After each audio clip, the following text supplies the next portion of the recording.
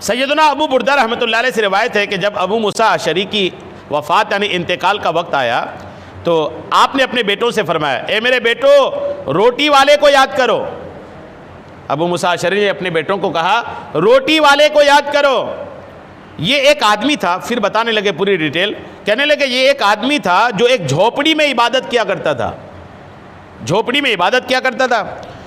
راوی کہتے ہیں میرا خیال ہے کہ آپ نے فرمایا تھا کہ وہ 70 سال تک عبادت کرتا رہا، جھوپڑی میں 70 سال تک عبادت۔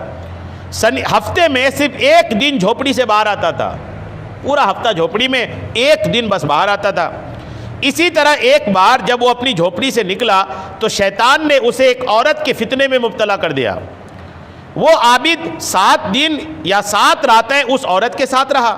70 سال تک عبادت کرنے والا ایک عورت کے چنگل میں آیا، 7 دن یا 7 راتیں اس عورت کے ساتھ رہا۔ پھر ایک دم اس کی آنکھوں سے غفلت کا پردہ ہٹا، احساس ہوا کہ میں غلط کر رہا ہوں، اور توبہ کرتا ہوا وہاں سے نکلا۔ اب وہ قدم قدم پر سجدے کرتا، نوافل پڑھتا، اور یوں چلتے چلتے ایک رات اس نے ایک چبوترے پر پناہ لی۔ یعنی اب شرمندہ تھا، اب جب جا رہا تھا نا تو ہر قدم پہ سجدہ کرتا، نفلیں پڑھتا، روتا بلکتا وہاں سے جانے لگا، یہاں تک کہ ایک چبوترے پہ رات کو رکا۔ وہاں پہلے ہی 12 مسکین رہتے تھے، جس چبوترے میں یہ رکا ان سے پہلے 12 غریب مسکین لوگ وہاں موجود تھے۔ چونکہ یہ بہت تھک چکا تھا لگاتار نماز سجدے کرتے کرتے، اس لیے اس نے 2 آدمیوں کے درمیان جگہ پا کر اپنے آپ کو ان کے درمیان گرا دیا، وہاں سو گیا۔ وہ وہاں ایک راہب رہتا تھا، جو عیسائیوں کا مولانا ہوتا ہے، عالم ہوتا ہے، جاننے والا ہوتا ہے، وہ راہب کہا جاتا ہے۔ وہاں ایک راہب بھی تھا جو ان 12 مسکینوں کو ہر رات روٹیاں بھیجتا تھا۔ وہ جو 12 مسکین تھے اس کو راہب جو تھا روٹیاں بھیجتا تھا، 12 مسکین 12 روٹیاں، اور ہر مسکین کو ایک ایک روٹی مل جاتی تھی۔ اب آج رات کو یہ 12 کی جگہ 13 ہو گئے ہیں۔ حسب معمول آج بھی روٹیاں دینے والا آیا اور اس نے سب کو ایک ایک روٹی دینا شروع کی۔ جب وہ اس توبہ کرنے والے کے پاس گزرا تو اسے بھی ان مسکینوں میں شامل سمجھ کر ایک روٹی دے دی، جس کی وجہ سے ایک مسکین روٹی سے محروم رہ گیا، ایک مسکین کو روٹی نہیں ملی۔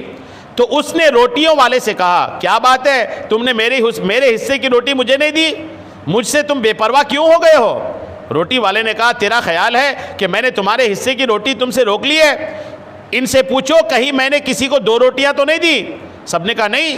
تو اس روٹی والے نے کہا تو سمجھتا ہے کہ میں نے تمہاری روٹی روک رکھی ہے؟ اللہ کی قسم آج رات میں تمہیں کچھ بھی نہیں دوں گا۔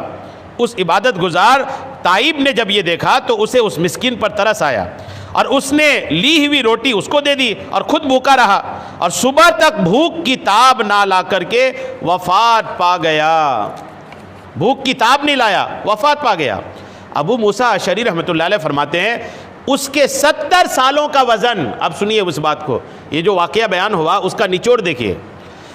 کہتے ہیں کہ اس کے 70 سالوں کا وزن، 70 سال کی عبادت جو ایک جھوپڑی میں رہ کر کرتا تھا، 70 سال کی عبادت ایک طرف، 7 راتیں جو ایک عورت کے ساتھ ناجائز طور پر گزارا، وہ 7 رات کی گناہ ایک طرف۔ کہا گیا کہ 70 سال کی عبادت بیکار چلی گئی، 7 راتوں کے جو گناہ ہے وہ چھا گیا، یعنی ساری عبادت ختم ہو گئی اس کی۔ 7 رات کی جو گناہ ہے نا وہ گناہ اس پر غالب آ گئی۔ اب ایک اسٹیپ یہ ہوا، دوسرا اسٹیپ دیکھیے، پھر ان 7 راتوں کے گناہ کو اس ایک روٹی سے وزن کیا گیا جو اس غریب کو دے دیا تھا۔ ٹھیک، 70 سال کی عبادت، 7 رات کی گناہ، عبادت کم پڑ گئی، 7 رات کی گناہ غالب آ گئی۔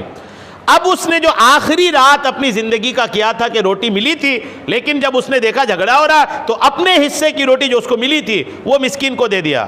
تو اب ایک روٹی کو وزن کیا گیا اور 7 راتوں کے ان کے گناہ کو وزن کیا گیا۔ تو کتاب میں لکھا ہے کہ ان کی ایک روٹی جو اس نے مسکین کو دیا تھا وہ 7 راتوں کے گناہ پر غالب آ گئے، اور اس ایک روٹی کی برکت سے اللہ نے اس کو بخش دیا۔ کمال ہے نا۔ اگر گناہ کبھی ہوتا ہے، اس لیے علماء کہتے ہیں کہ اگر کبھی گناہ ہو جائے نا تو فوراً کچھ نہ کچھ صدقہ کر دینا چاہیے۔